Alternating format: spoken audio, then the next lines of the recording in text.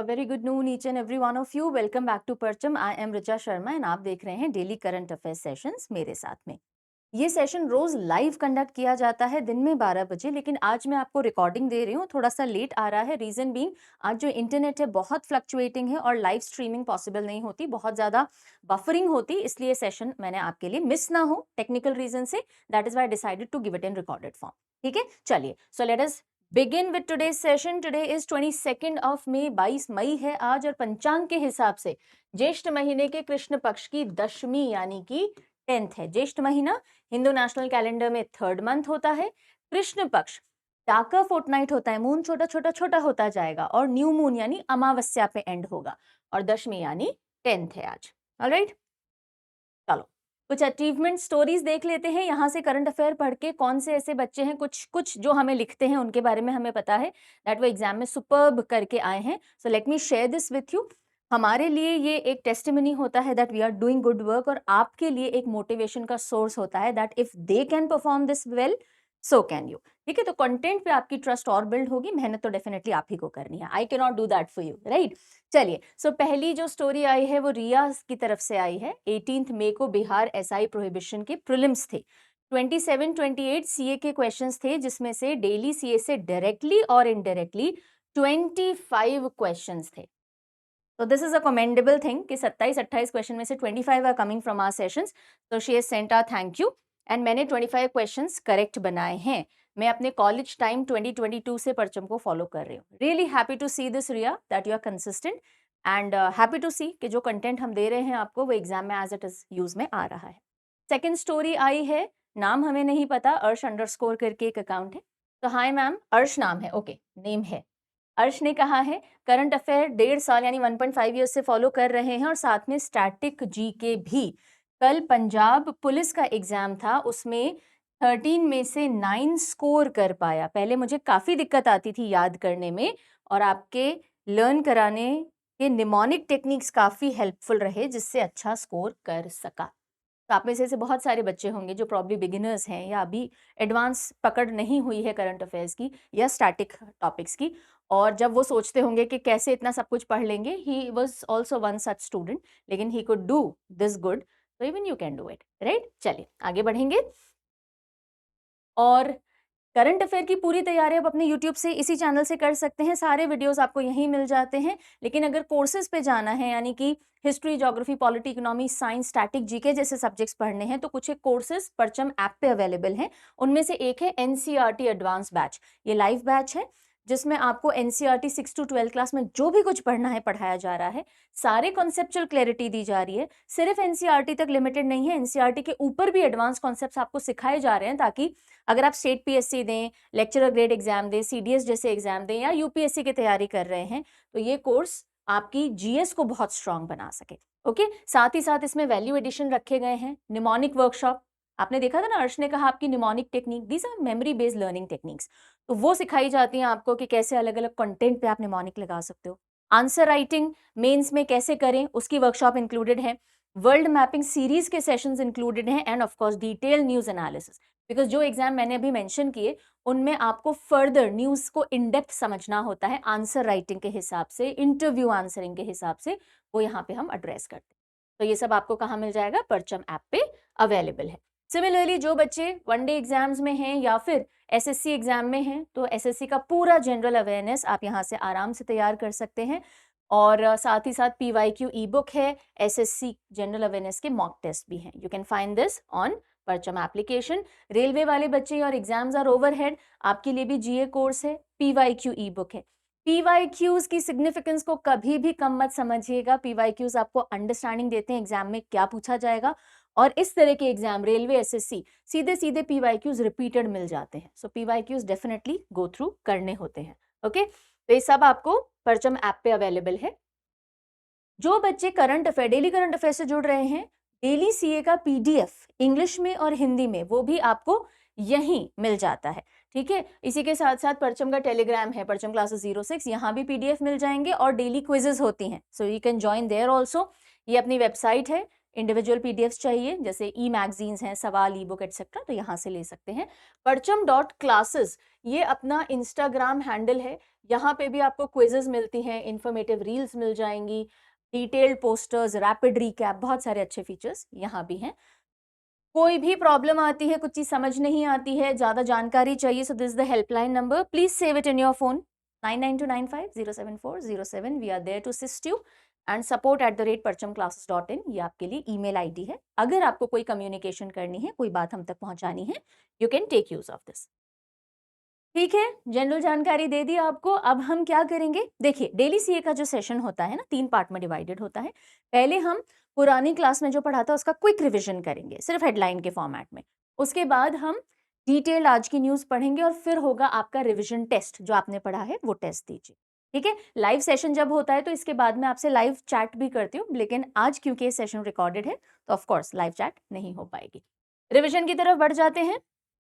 कल हमने क्या क्या पढ़ा था, कल हमने देखा था डॉक्टर एम.आर. श्रीनिवासन, जो कि फॉर्मर चेयरमैन है एटॉमिक एनर्जी कमीशन के और सेक्रेटरी रह चुके हैं, है नहीं थे, जो कि फॉर्मर चेयरमैन थे एटॉमिक एनर्जी कमीशन के और सेक्रेटरी थे डिपार्टमेंट ऑफ एटॉमिक एनर्जी के। इनका हो गया है निधन, he has passed away and he passed away in Ooty, Tamil Nadu at the age of 95. So M.R. Srinivasan जी के बारे में कल डिटेल बायोग्राफी हमने कवर की थी। नोटेड एस्ट्रोफिजिसिस्ट जयंत नार्लिकर जी का भी निधन हो गया at the age of 87 and he had received very many prizes. Padma awards भी मिले थे इनको और इन्होंने IUCAA पुणे में सेटअप किया था, inter university centre for astronomy and astrophysics. दोनों ही पद्म अवार्ड विनर्स रह चुके हैं। इंटेलिजेंस ब्यूरो के चीफ तपन कुमार डेका जी को 1 साल का एक्सटेंशन इस पोजीशन पे मिल गया है। तो कल IB के बारे में भी पढ़ा था और तपन कुमार डेका नाम याद रखिएगा, इंटेलिजेंस ब्यूरो के चीफ। चीफ मिनिस्टर ए रेवंत रेड्डी कहाँ के सीएम हैं ये, तेलंगाना के। तो तेलंगाना के सीएम ए रेवंत रेड्डी जी ने इंदिरा सौरागिरी जल विकासम ये स्कीम लॉन्च की मचाराम विलेज, नगर कुरनूल डिस्ट्रिक्ट के अंदर। और ये सोलर सिस्टम्स जो हैं, सोलर पैनल्स वगैरह हैं जिनसे एग्रीकल्चर अच्छे से किया जा सकता है, वो ट्राइबल पॉपुलेशन को देने के लिए स्कीम लाई गई।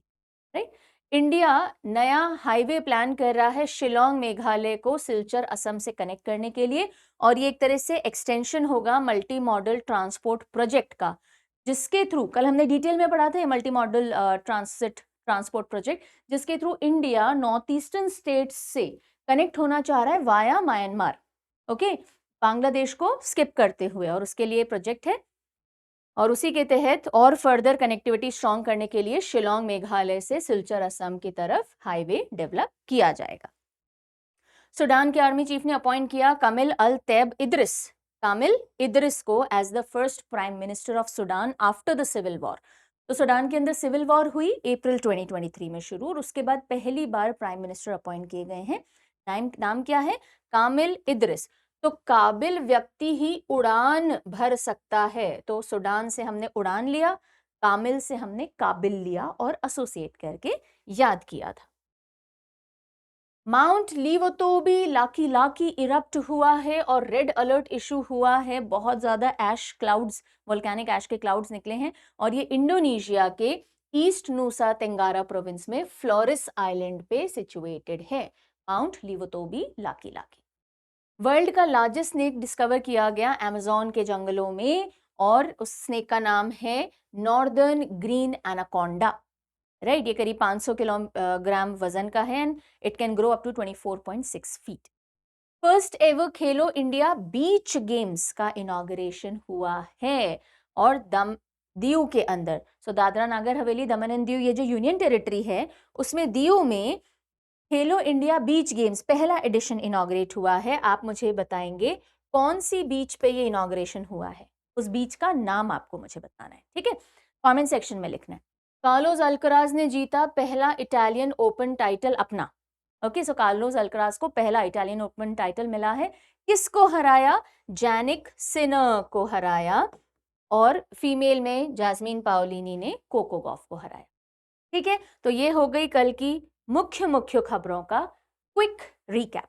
Now what will be doing, कल का होमवर्क क्वेश्चन, उसका आंसर डिस्कस करेंगे। कल का होमवर्क क्वेश्चन था इन विच इंडियन स्टेट या which Indian state recently became the first fully literate state under Ullas initiative. तो उल्लास इनिशिएटिव के तहत पहला फुल्ली लिटरेट स्टेट कौन सा बन गया है? आंसर क्या होगा? यस, मिजोरम। उल्लास का फुल फॉर्म भी आप मुझे लिख के देंगे। ये चीजें मैंने कल पढ़ा दी हैं, रिकैप का काम करेंगे, ठीक है। कल का क्लास वर्क क्वेश्चन, उसके आंसर कर लें डिस्कस, ठीक है। तो नम्रता, आज रैंडमली आपका रिस्पॉन्स पिक हुआ है। राजीव गांधी जी का असैसिनेशन कब हुआ था? 21 मई 1991 में तमिलनाडु के अंदर LTTE के मिलिटेंट्स ने उनको मार गिराया था, असैसिनेट किया था। कॉस्मोलॉजी स्टडी ऑफ यूनिवर्स को कहा जाता है। गवर्नर ऑफ मिजोरम पे ध्यान दीजिएगा, यहाँ पे एक करेक्शन है और मैंने आपके लिए क्वेश्चन छोड़ा भी था क्लास में कि सही है या नहीं है बताइएगा, राइट। तो कुछ बच्चों ने डेफिनेटली बताया है गवर्नर ऑफ मिजोरम विजय कुमार सिंह हैं, Vijay Kumar Singh. So take good note of this. All right, अब हम क्या करेंगे, आज की न्यूज की तरफ बढ़ेंगे। तो आज 22 मई है, लेकिन 21 मई से इंपॉर्टेंट डे लेते हैं। कल एक इंपॉर्टेंट डे था और कल न्यूज में रहा उससे रिलेटेड, और इसलिए आज हम कवर कर रहे हैं। And that day is world day for cultural diversity.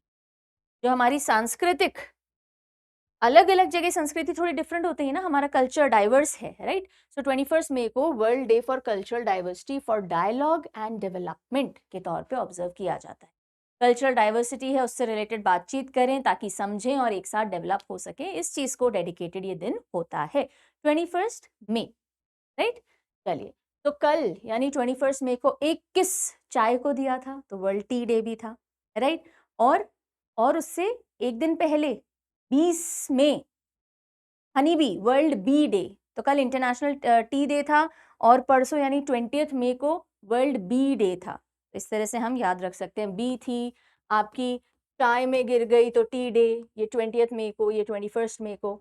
21 मई को ही एक और दिन आता है world day for cultural diversity. तो आप चाय पे बैठ करके कल्चरल डाइवर्सिटी की बातें कर रहे हैं, अरे वाह आपके यहाँ पे ऐसा होता है जी, हमारे यहाँ पे तो ऐसा होता है।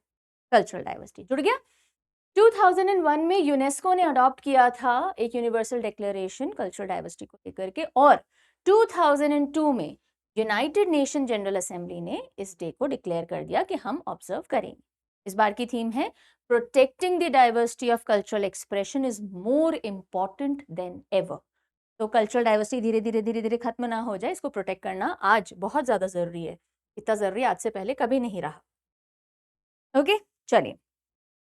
22 मई यानी आज है international day for biological diversity. देखो याद करना कितना सिंपल है। 20 से शुरू किए हमने बीज, वर्ल्ड बी डे। 21 को चाय आ गई यानी T day, international T day और कल्चरल डाइवर्सिटी वाला डे। 22 को बायोलॉजिकल डाइवर्सिटी, जैव विविधता जिसे हम बोलते हैं, right. So international day for biological diversity मनाया जाता है 22 मई को। क्यों? क्योंकि इस दिन अडॉप्ट हुआ था text on convention on biological diversity, CBD जो होता है ना, कन्वेंशन ऑन बायोलॉजिकल डाइवर्सिटी, उसके जो टेक्स्ट थे वो अडॉप्ट किए गए थे 22 मई 1992। इस बार की थीम क्या है? Harmony with nature and sustainable development. तो कॉन्फ्रेंस ऑफ पार्टीज होती है, कई बार पहले भी पढ़ा चुकी हूँ। कॉन्फ्रेंस ऑफ पार्टीज होती है, 3 थीम पे होती है। क्लाइमेट चेंज पे होती है, राइट। उसके बाद बायोलॉजिकल डाइवर्सिटी से रिलेटेड होती है और एक डेजर्टिफिकेशन ना हो उससे रिलेटेड होती है, राइट। तो उसी में जो कन्वेंशन ऑफ बायोलॉजिकल डाइवर्सिटीज है, इससे रिलेटेड भी कॉन्फ्रेंस ऑफ पार्टी कंडक्ट की जाती है।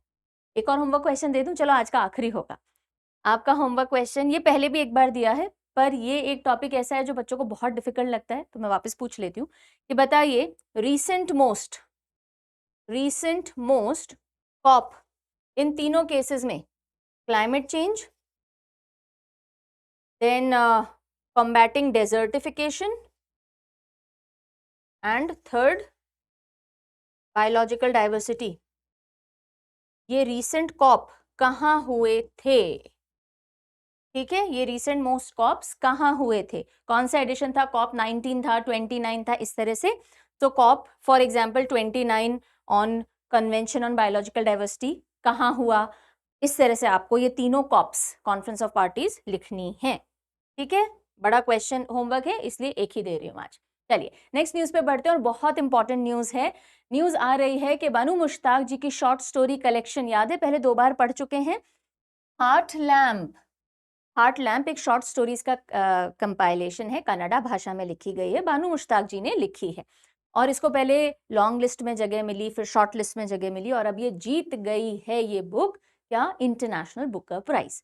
तो दूसरी बार रिसेंट ईयर्स में इंटरनेशनल बुकर प्राइज इंडिया के नाम आया है और इस बार बानू मुश्ताक जी की शॉर्ट स्टोरी कलेक्शन है हार्ट लैम्प, इसने जीता है और पहली कन्नड़ा बुक बन गई है, पहली शॉर्ट स्टोरीज का कंपाइलेशन वाली बुक भी बन गई है इंटरनेशनल बुकर प्राइज जीतने वाली। 50,000 पाउंड अवार्ड मनी मिलेगी जो कि ऑथर और ट्रांसलेटर में 50-50 डिवाइड होगी। ट्रांसलेटर का नाम है दीपा भाष्ती, दीपा भाष्ती, ठीक है। तो दोनों के नाम याद रखिएगा, बानू मुश्ताक, दीपा भाष्ती, किताब है द हार्ट लैम्प। तो ये शॉर्ट स्टोरी का कलेक्शन है हार्ट लैम्प, पहली कन्नड़ा टाइटल है जिसे इंटरनेशनल बुकर प्राइज के लिए चुन लिया गया है, ट्रांसलेट की है दीपा भाष्ती जी।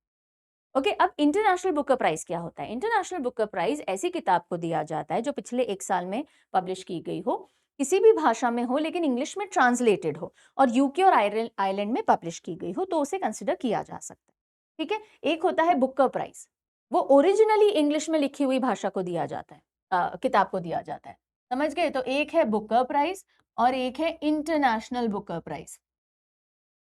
ये ओरिजिनली इंग्लिश में लिखी हुई किताब होती है और ये किसी भी भाषा में लिखी हुई, any language but translated into English, okay. और दोनों ही यूके आयरलैंड में पब्लिश होनी चाहिए वहां भी, तो उनको कंसिडर किया जाए। बानू मुश्ताक जी की हार्ट लैम्प, ओके। आगे बढ़ेंगे। फर्स्ट टाइम है कि शॉर्ट स्टोरी के कलेक्शन ने ये प्राइज जीता है और फर्स्ट टाइम ही किसी इंडियन ट्रांसलेटर ने भी जीता है। 2016 से जब से फॉर्मेट चेंज हुआ ना इन अवार्ड्स का, पहले 2 साल में एक बार दिए जाते थे इंटरनेशनल बुक प्राइज, अब ये 2016 से चेंज करके एनुअल कर दिए गए। तो जब से ऐसा हुआ है ना, पहले इंग्लिश ट्रांसलेटर जिन्होंने अवार्ड जीता है दीपा भाष्ती। अच्छा, इससे पहले इंटरनेशनल बुकर 2022 में इंडिया के नाम आया था, गीतांजलि श्री जी की किताब हिंदी में थी रेत समाधि, ओके। और उसका ट्रांसलेशन किया था डेजी रॉकवेल ने और फिर नाम पड़ा टूम्ब ऑफ सैंड और ये पहली हिंदी नॉवल थी जिसको कि बुक इंटरनेशनल बुकर प्राइज मिला था 2022 में। इसके बाद 2023 में पेरुमल मुरुगन जी की एक तमिल नॉवल थी पायर, इसको लॉन्ग लिस्ट में जगह मिली थी और इसको ट्रांसलेट किया था अनिरुद्धन वासुदेवन। तो ये अभी रिसेंट कनेक्शन इंडिया के इंटरनेशनल बुकर प्राइज से रहे हैं। अगली न्यूज की तरफ बढ़ेंगे। अगली न्यूज आ रही है बुक्स एंड ऑथर्स कैटेगरी से, एक नई बुक रिलीज की गई है। बुक का टाइटल है व्हाइट लिलीज। क्या टाइटल है? व्हाइट लिलीज, और लिखी है विद्या कृष्णन ने, विद्या कृष्णन। तो विद्या कृष्णन जी द्वारा लिखी गई है White Lilies an essay on grief. तो व्हाइट लिलीज एक तरह से बुक है dedicating to safety, road safety. क्यों? क्योंकि विद्या कृष्णन जी ने अपने हस्बैंड को खो दिया दिल्ली में एक रोड एक्सीडेंट में, तो ये उसी को डेडिकेटेड एक बुक है, विद्या कृष्णन। तो विद्या हासिल कीजिए भाई, विद्या हासिल कीजिए ताकि रोड एक्सीडेंट्स ना हो, आपको पता हो किस तरह से हमें ड्राइविंग करनी चाहिए।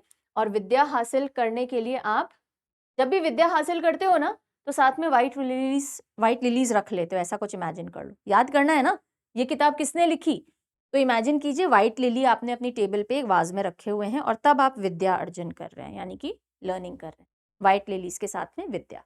तो याद रहेगा विद्या कृष्णन ने लिखी है व्हाइट लिली। अगली खबर, माउंट एवरेस्ट को फतेह किया गया है, माउंट एवरेस्ट को समिट किया गया है और CISF की एक पर्सनल ने किया है, ठीक है, सेंट्रल इंडस्ट्रियल सिक्योरिटी फोर्स। सो पहली CISF ऑफिसर जिन्होंने समिट किया है माउंट एवरेस्ट, नाम है गीता सामोता, गीता सामोता जी, ओके। सो गीता सामोता जी पहली CISF की पर्सनल बन गई हैं, सब इंस्पेक्टर रैंक पे हैं, जिन्होंने माउंट एवरेस्ट पे चढ़ाई की। हाँ, सुन के ऐसा लगता है ना कितना आसान होता होगा, इतने सारे लोग चढ़ जाते हैं, नहीं होता। सो एवरेस्ट के बारे में थोड़े से फैक्ट्स देख लेते हैं, स्टैटिक पॉइंट देख लेते हैं। माउंट एवरेस्ट को नेपाल में सागर माथा कहा जाता है और तिब्बत वाला जो चाइना का एरिया है, चाइना का जो तिब्बत एरिया है, mount Qomolangma, mount Qomolangma China में कहा जाता है। तो ये नेपाल और तिब्बत बॉर्डर पे आता है, ये हमें पता है, दोनों तरफ से इसकी चढ़ाई होती है। इंग्लिश नेम जो है ना इसका माउंट एवरेस्ट, वो सर जॉर्ज एवरेस्ट के नाम पे दिया गया है, जो कि सर्वेयर जनरल रह चुके हैं इंडिया के। और सबसे पहले 1953 में माउंट एवरेस्ट को समिट किया था, किसने किया था? Tenzing Norgay and Edmund Hillary ने। तेनजिंग नोर्गे जो कि नेपालीज इंडियन है, नेपाल में बर्थ हुआ, बाद में इंडियन सिटीजनशिप ली गई, और एडमंड एडमंड हिलेरी न्यूजीलैंड के थे।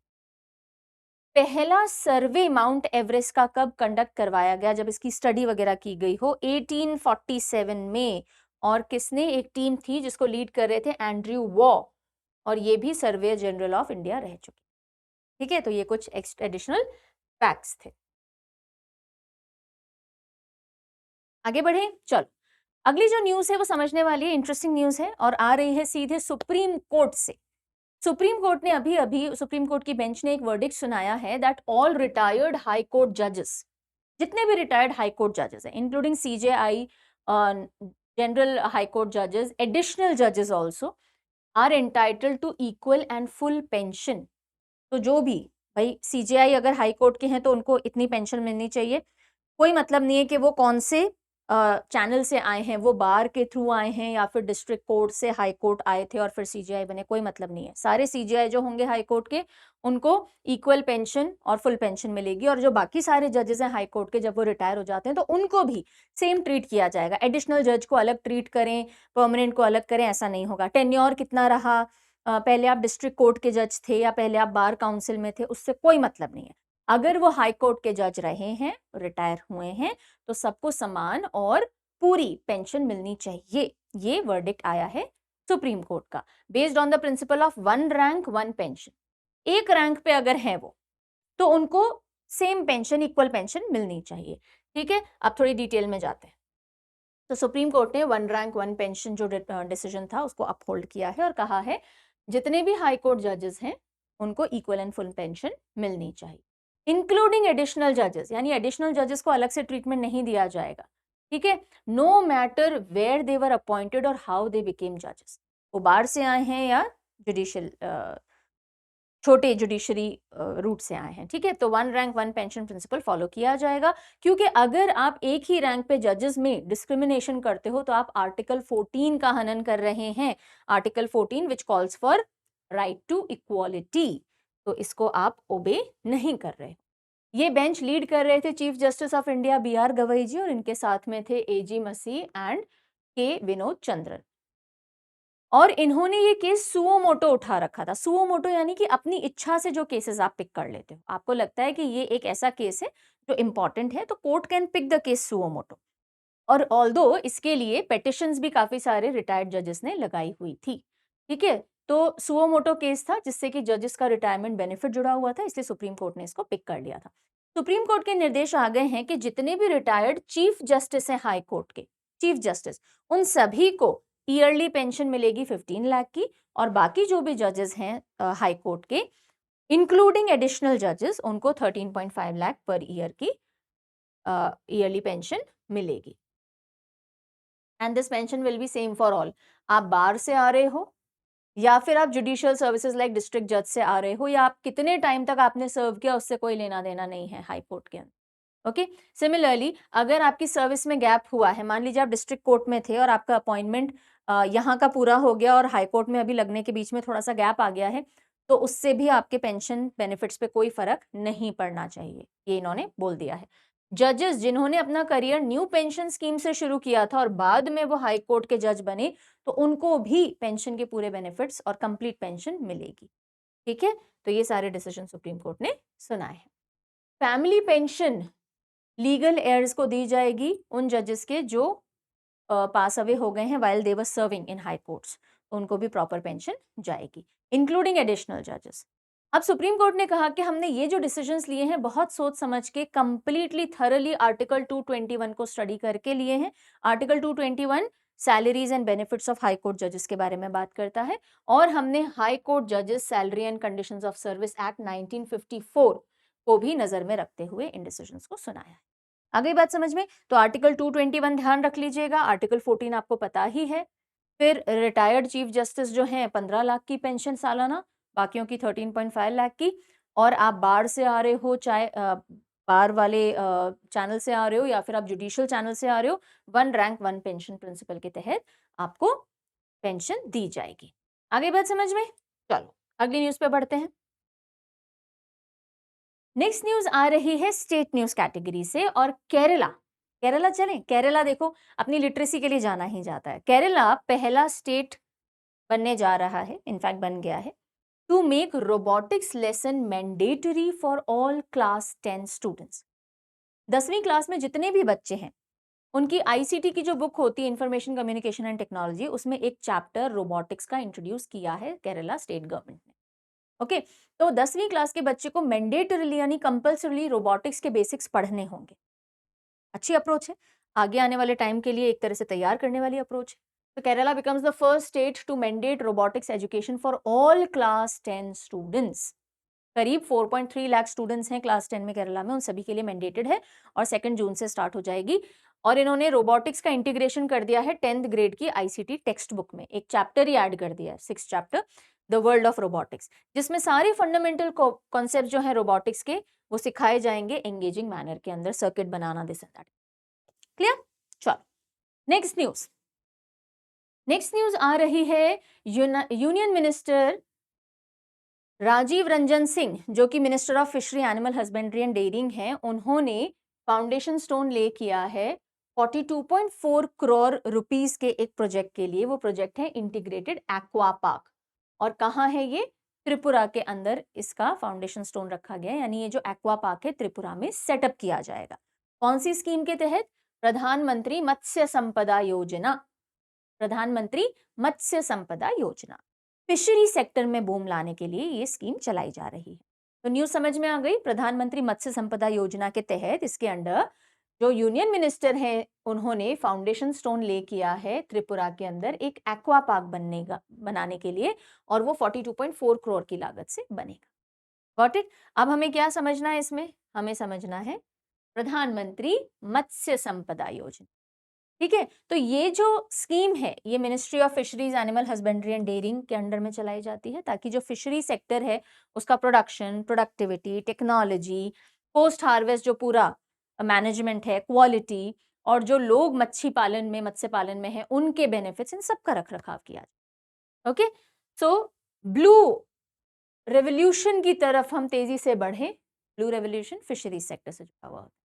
ये सभी स्टेट और यूनियन टेरिटरी में चलाई जा रही है। 5 साल की स्कीम है, 2021 से शुरू होके 24-25 तक के लिए इसको लाया गया था। तो इसमें जो जो लोग मच्छी पालन में जुड़े हैं उनको भी क्रेडिट फैसिलिटीज मिल सकें, फिशरमैन को इंश्योरेंस कवरेज भी दिया गया है, किसान क्रेडिट कार्ड भी दिए गए हैं, उनको मार्केट से जोड़ना, फिशिंग नेट की रिपेयर एटसेट्रा, बहुत सारी चीजें इसके अंदर करवाई जाती हैं। ओके, अब ये जो स्कीम है ना, एक अम्ब्रेला स्कीम है और 2 कंपोनेंट के तौर पे इंप्लीमेंट की जा रही है। ओके, अम्ब्रेला यानी कि एक बड़ी स्कीम है और उसमें 2 कंपोनेंट हैं। पहला है central sector scheme component. Central sector scheme कौन सी होती है? जिसमें पूरा जो खर्चा होता है, the entire project cost is borne by central government. तो कुछ जगहों पे सेंट्रल सेक्टर स्कीम की तरह से चलाई जा रही है, कुछ जगह पे सेंट्रली स्पॉन्सर्ड स्कीम है। सेंट्रली स्पॉन्सर्ड में क्या होता है? एक शेयर सेंट्रल गवर्नमेंट का होता है, एक शेयर स्टेट गवर्नमेंट का होता है। जैसे 60-40 रेशियो के तौर पे कई जगह पे चलेगा, ये सेंटर का शेयर, ये स्टेट का। कई जगहों पे 90-10 का रेशियो होगा। कुछ यूनियन टेरिटरीज जो होंगी वहां पे 100% सेंटर बेयर करेगा। तो इस तरह से सेंटर और स्टेट के बीच का डिमार्केशन यहाँ पे किया जाता है। तो ये दोनों ही तरीके से स्कीम चलाई जा रही है। ठीक है, स्टेट न्यूज में अगली खबर कहाँ से आ रही है? अब हम चल रहे हैं कर्नाटका। तो कर्नाटका से एक स्टोन मिला है और उसके ऊपर ये 16th सेंचुरी का इंस्क्रिप्शन पाया गया है। ठीक है, तो एक एक स्टोन बोले या फिर एक मूर्ति है, पत्थर और उस पे मूर्ति है और इस पे इंस्क्रिप्शंस हैं, लिखाई है, राइट? तो एक रेयर फाइंड हुई है, 16th सेंचुरी का एक inscription Haveri district of Karnataka से मिला है। और उस इंस्क्रिप्शन में क्या बात लिखी हुई है? उसमें लिखा हुआ है कि more than 6,000 people, 6,307 people had died because of drought, सूखे की वजह से। सूखे की वजह से जो फेमीन होता है यानी भूखमरी होती है, उससे 6,307 लोगों की मौत हुई है उस समय। और ये लिखा हुआ हमें एक इंस्क्रिप्शन मिला है, और ये पहला ऐसा एक इंस्क्रिप्शन है जो इंडिया में मिला है कि जिसमें लिखा गया हो इतने बड़े लेवल पे डेथ हुई हो फेमीन या ड्रॉट की वजह से। ठीक है, इसलिए इंस्क्रिप्शन इंपॉर्टेंट हो गया। तो एक स्कल्पचरल इंस्क्रिप्शन है, एक स्कल्पचर मिला है, मूर्ति, और उसके आसपास पूरा इंस्क्रिप्शन है जो चंद्रशेखर टेम्पल गुट्टाला कर्नाटका से मिला है। और इसमें मरुलैया, मरुलैया करके एक व्यक्ति हैं, उनका मेंशन है जिन्होंने लास्ट राइट्स परफॉर्म किए हैं, जो हम अंतिम क्रिया करते हैं।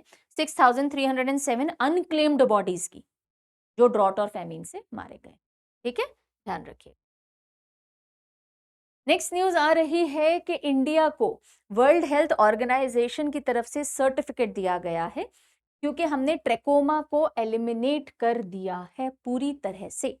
ट्रेकोमा आई रिलेटेड एक बैक्टीरियल इन्फेक्शन होता है और एक बहुत बड़ा रीजन है वर्ल्ड वाइड ब्लाइंडनेस का।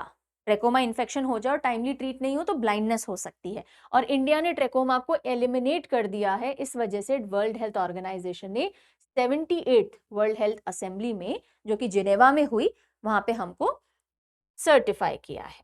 ठीक है, so India eliminates trachoma as a public health problem. अभी एक जनरल पब्लिक हेल्थ प्रॉब्लम की तरह से इंडिया में नहीं है। सो 78th world health assembly Geneva में हुई। इंडिया साउथ ईस्ट एशिया में से थर्ड कंट्री बन गया है ट्रेकोमा को एलिमिनेट करने, साउथ ईस्ट एशिया में से। ओके, सो थर्ड कंट्री है, पहला नेपाल, दूसरा म्यांमार और तीसरा इंडिया, राइट। और ये क्यों पॉसिबल हो पाया? बिकॉज इंडियन गवर्नमेंट का इनिशिएटिव है national programme for control of blindness and visual impairment, और इससे काफी मदद मिली ट्रेकोमा को एलिमिनेट करने की। अब देखने में ग्रोस लगेगा, but this is how it looks, right. So ये जो ऊपर की पलक होती है, अंदर से उसमें पूरा बैक्टीरियल इन्फेक्शन हो जाता है, और उसमें जो मांस होता है या जो मसल एरिया होता है वो ग्रो करने लग जाता है और आपकी आंख को ढकना शुरू कर देता है। It start something like this, it covers entirely. So okay, this is the internal part of the eyelid. This is how trachoma looks like. तो एक बैक्टीरियल इन्फेक्शन है जिसको क्लेमाइडिया ट्रैकोमैटिस, क्लेमाइडिया ट्रैकोमैटिस ये बैक्टीरिया कॉज करता है, और ये contagious infection है। यानी कि अगर आई या आई के फ्लूइड से टच में आ जाओ आप इन्फेक्टेड व्यक्ति के, या नेजल सिक्रेशन या throat secretion, because connected sort of होते हैं, तो ये बीमारी आप तक पहुंच सकती है। ट्रीट नहीं किया जाए तो इरिवर्सिबल ब्लाइंडनेस हो सकती है।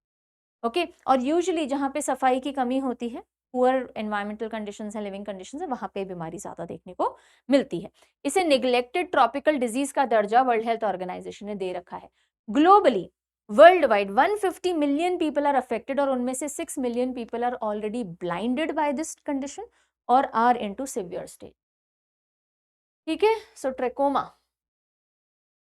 Next news, GEM। What is GEM? Government e market place.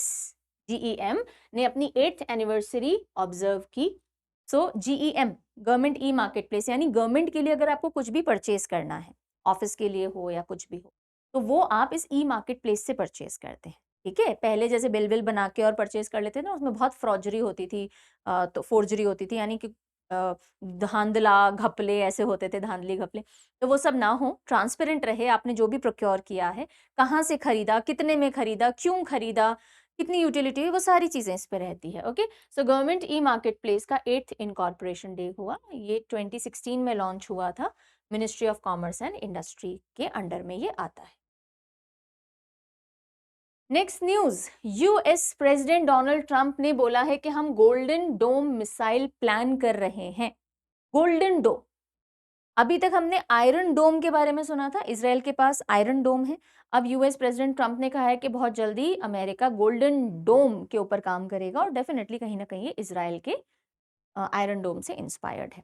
तो क्या होता है आयरन डोम, या क्या होगा ये गोल्डन डोम, इसको समझने के लिए, अच्छा, इसमें एक और चीज इन्होंने कही है कि यूनाइटेड स्टेट्स को लॉन्ग रेंज मिसाइल से प्रोटेक्ट करेगा ये गोल्डन डोम। तो इजराइल के पास एक आयरन डोम है, ऐसा नहीं है कि इजराइल को ढक रखा है हमने किसी छत से, ये कोई भी मिसाइल अटैक नहीं हो पाएगा, नहीं। आयरन डोम का मतलब ये है कि अगर कोई भी हवाई हमला होता है, राइट, तो इजराइल के पास इतने एडवांस सिस्टम हैं कि उस हमले को ट्रैक करना रेडार से कि अच्छा हमला हो रहा है, फिर उसको समझना कि ये जो मिसाइल आ रही है हवा से, ये क्या अनइनहिबिटेड एरिया में गिरेगी जहां कोई नहीं रहता, तो ठीक है, इस पे कार्रवाई नहीं करनी है, जरूरी नहीं है, खतरा नहीं है, कोई नुकसान नहीं पहुंचाएगी। और अगर लगता है नहीं ये ऐसी जगह गिरेगी जहां खतरा हो सकता है, तो वो पता करना, और अगर पता लग गया कि खतरनाक है तो उसको इंटरसेप्ट करना, यहां से मिसाइल दागना और उसको हवा में ही खत्म कर देना। इस तरह का एक आयरन डोम है उनके पास में। ठीक है, यानी कि इस तरह का पूरा सेटअप है उनके पास में, तो कोई भी मिसाइल रिहायशी इलाकों में बहुत इजीली नहीं गिरती है। आयरन डोम इजराइल को प्रोटेक्ट करके रखता है। उसी तरह से यूएस अब गोल्डन डोम प्लान कर रहा है और लॉन्ग रेंज के लिए कर रहा है। जो आयरन डोम है वो शॉर्ट रेंज है। ओके, देखो यहां से समझो जो मैंने आपको बोला ना, एग्जैक्टली यहाँ लिखा हुआ है वो, कि एनिमी का रॉकेट फायर होता है, इनके जो रडार सिस्टम है वो ट्रैक करते हैं, अच्छा रॉकेट आ रहा है, रॉकेट आ रहा है भाई, ओके। फिर इनके कंट्रोल सिस्टम देखते हैं कि इम्पैक्ट पॉइंट क्या होगा, ये कहाँ जाके गिरेगा, क्या खतरा हो सकता है ऐसी जगह पे गिरेगा, नहीं, और अगर लगता है खतरा है तो यहाँ से लॉन्चर मिसाइल छोड़ देता है और वो जाकर के इसको बूम यहीं पे खत्म कर देते हैं। तो ये आयरन डोम की तरह वर्क करता है, ठीक है। So iron dome short range mobile air defence system है। शॉर्ट रेंज हमने बोला है, क्यों short range mobile air defence system है, क्यों, क्योंकि 40 माइल्स या लेस पे ही जब मिसाइल आएगी ना तभी ये डिटेक्ट करेगा, उससे पहले डिटेक्ट नहीं कर सकता। और इसको बनाया है राफेल एडवांस डिफेंस सिस्टम ने और इजराइल के एरोस्पेस इंडस्ट्री ने मिलकर के। 2011 में इसको डिप्लॉय किया गया था। सभी वेदर कंडीशंस में वर्क करता है, बारिश, तूफान, आंधी, डे और नाइट फंक्शन कर सकता है।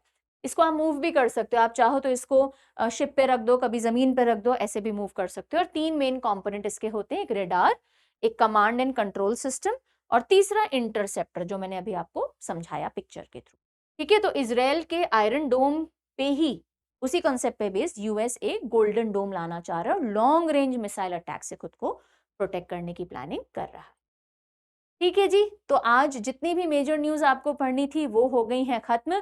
अब हम बढ़ते हैं हमारे थर्ड फेज की तरफ, which is revision questions. Yes, चलो, तो जो भी पढ़ा है मैं क्वेश्चन करूंगी, जल्दी जल्दी से आप अपने ही लेवल पे आंसर करिए। अब आज तो लाइव चैट ऑन नहीं है, वरना आप वहां आंसर करते हो।